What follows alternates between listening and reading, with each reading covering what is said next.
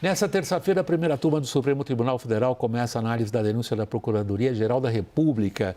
É a denúncia principal contra o ex-presidente Jair Bolsonaro e mais 7 pessoas nesse primeiro núcleo na divisão que foi feita pela denúncia. A principal na denúncia é a tentativa de golpe de Estado. Reportagem de Luciana Amaral. Os ministros do Supremo vão analisar o chamado Núcleo 1 da denúncia da PGR. Além de Jair Bolsonaro, Mauro Cid, Braga Neto, Augusto Heleno e outras 4 pessoas fazem parte desse grupo. Entre as acusações estão organização criminosa armada, golpe de Estado e tentativa de abolição do Estado Democrático de Direito. Para o julgamento, a Corte reforçou o sistema de segurança, com limitação do acesso aos edifícios do Supremo e maior monitoramento para possíveis ameaças. Entre aliados de Bolsonaro, a previsão é que o ex-presidente perca por unanimidade e se torne réu na ação. Os bolsonaristas entendem que as ações do STF colocam a Corte no centro do cenário eleitoral do ano que vem, especialmente no julgamento dos atos antidemocráticos de 8 de janeiro. Questões como a dosimetria das penas e o plenário das análises se tornaram munição para o grupo nas redes sociais. Um caso citado é o de Débora Rodrigues dos Santos, que é acusada de pichar a frase "perdeu Mané" na Estátua da Justiça, que fica em frente ao prédio do STF. Até o momento, Alexandre de Moraes e Flávio Dino votaram pela condenação de Débora por 14 anos. No voto, Moraes afirma que a acusada aderiu de maneira intencional a propósitos criminosos direcionados a uma tentativa de ruptura institucional. Débora foi fotografada pichando a estátua e assumiu o crime posteriormente numa carta de desculpas enviada a Moraes. Nesta segunda, o ministro Luiz Fux pediu mais tempo para analisar o caso. Fux quer avaliar os crimes atribuídos a Débora, que são prática de crimes de associação criminosa armada, tentativa de abolição violenta do Estado de Direito, tentativa de golpe de Estado, dano qualificado por violência e grave ameaça contra o patrimônio da União. Ele tem 90 dias para devolver o caso ao julgamento. Walter Maierovitch, alguns operadores no campo do direito como você têm argumentado que se trata de lenda urbana as críticas à dosimetria, particularmente nesse caso da mencionada cabeleireira Débora. Estamos diante de uma lenda urbana ou o STF está errando? O Supremo Tribunal Federal, William, boa noite, Thaís, boa noite, Caio, boa noite, Daniel. O Supremo Tribunal Federal está errando, atenção, errando e está regredindo a período anterior ao século XVIII, quando as penas e o direito penal se humanizou. Não é possível, repito, não é possível, primeiro, que haja uma adequação típica e depois dessa adequação típica, os ministros se esqueçam ou se esquecem de que a individualização representa uma outra coisa. Esse pessoal do 8 de janeiro, evidentemente que é um pessoal golpista, não há dúvida, e que se excedeu e se excedeu muito. Mas agora a pena não é vingança pública. Existe no direito penal moderno, atenção, no direito penal moderno, não estou nem falando do período de humanização, de Beccaria de 1764, não, existe no direito penal moderno algo que se chama política criminal. Não estou falando em política partidária, estou falando em política criminal dentro do Código Penal, que significa não deixar penas exageradas. Muitas vezes se faz a junção de crimes. Imagine, William, alguém ser condenado por invasão de domicílio e por ter furtado o domicílio. Então, há sempre uma junção. Para quê? Para que as penas não se tornem injustas. Então, no direito penal existe uma ciência que é ciência e arte de aplicação dos princípios, que se chama de política criminal. O Supremo Tribunal Federal deu as costas a isso e exagerou na fixação das penas. Passou de todos os limites do razoável. Daniel?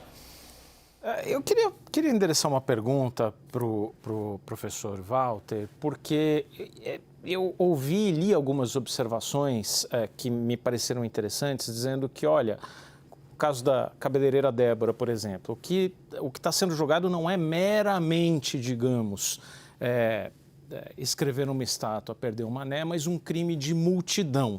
O que é o crime de multidão?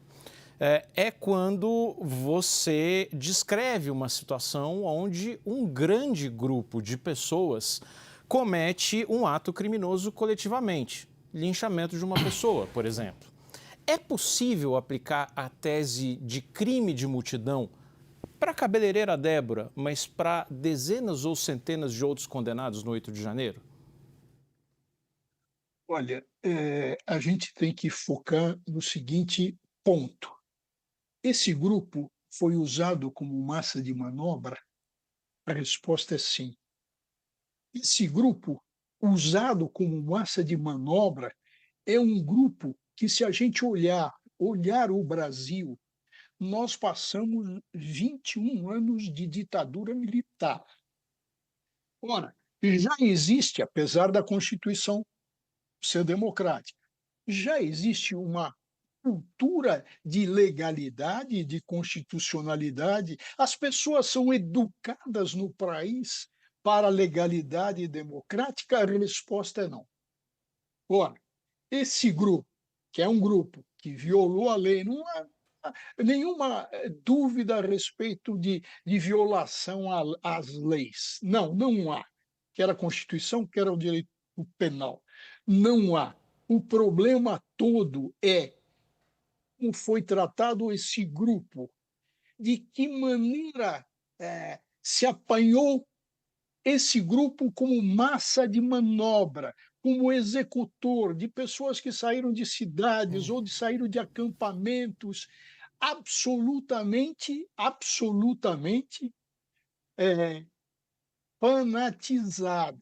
fanatizadas por um bolsonarismo que a gente viu o que representa o ataque à democracia, o desprezo à democracia, o desprezo ao resultado eleitoral. Agora, pode esse núcleo pegar penas elevadíssimas dentro da cultura que existe no país, que ainda não é uma cultura democrática e republicana? Evidentemente que não. Aí o exagero. O Supremo fez uma análise que parece que tem uma análise vingativa. Não se levou em conta determinadas características, determinadas circunstâncias. Por exemplo, trata-se de pessoa mãe de filhos, trata-se de pessoa que sustenta a família. Então, esse período de prisão longo, elevado, representa uma pena justa? Hipótese alguma. Walter, deixa eu... Não, vai tu. Sim, claro. Walter, deixa eu voltar a esse aspecto político que você está levantando. O Supremo, evidentemente, tem se colocado na situação declarada pelo seu presidente e particularmente pelo relator dessa matéria, que é o ministro Alexandre de Moraes, como o principal salvador, não é guardião da Constituição, salvador da democracia brasileira. Boa parte do seu argumento, Walter, implica assumir que, na verdade, o Supremo está causando um dano à democracia brasileira, por não reconhecer princípios jurídicos que você acabou de mencionar, e particularmente num momento crítico como esse, que ele vai acolher claramente a denúncia contra o ex-presidente Jair Bolsonaro e todo esse grupo político que você acabou de mencionar, num momento crítico como esse, ele não sabe exercer aquilo que se esperaria, que é um mínimo de capacidade política, já que quando eu digo que eu sou o salvador da democracia, eu estou me colocando numa situação política. um mínimo de capacidade política de interpretar o que, na verdade, seria o melhor passo? William, a questão é ótima. Veja, como o Supremo pode passar à população uma imagem de isenção? Vamos aos pontos. O primeiro ponto é de clareza solar, que o Alexandre de Moraes é impedido e suspeito. Por quê? Porque ele atuou na fase pré-processual. Ele decretou prisões preventivas, buscas e apreensões, quebrou sigilos, ele atuou na acusação como juiz de instrução. O nosso sistema constitucional permite isso em hipótese alguma. Isso vem de um vício daquela portaria do Dias Toffoli, quando o presidente que deu, e o Supremo sufragou isso por todos os ministros, que deu poder de polícia ilimitado. Ora, volto a uma questão até histórica, mas ilustrativa.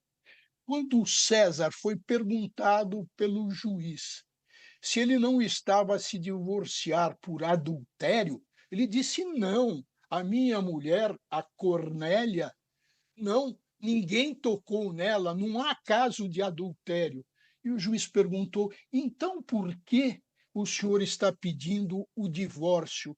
E ele fala: porque perante o povo, perante os cidadãos romanos, ela não foi correta. E a mulher de César, como o Supremo Tribunal Federal, atenção, como o Supremo Tribunal Federal, precisa ser correto. Como afastar o Flávio Dino, que litigou em ação penal com o Bolsonaro, e eu não sou bolsonarista, longe disso. Isso é um cancro nacional, longe disso. Mas como não reconhecer um impedimento, uma suspeição? E vou mais longe, por que jogar essa questão só para a primeira Câmara? O tribunal é pleno, a divisão de trabalho é que leva à separação em câmaras. Mas aí não se trata de mera divisão de trabalho, se trata de questão importante, questão constitucional, que o Supremo chamou a si a competência que não está escrita em lugar nenhum. Então, tudo isso está fazendo o Supremo se desgastar, perder credibilidade. E uma Corte de Justiça perde credibilidade quando ela passa a ser vista pelo povo como não isenta, como não correta. É isso professor, eu queria te perguntar justamente sobre consequências disso, né? O que dá para deslumbrar daqui a 1 ano, 2 anos?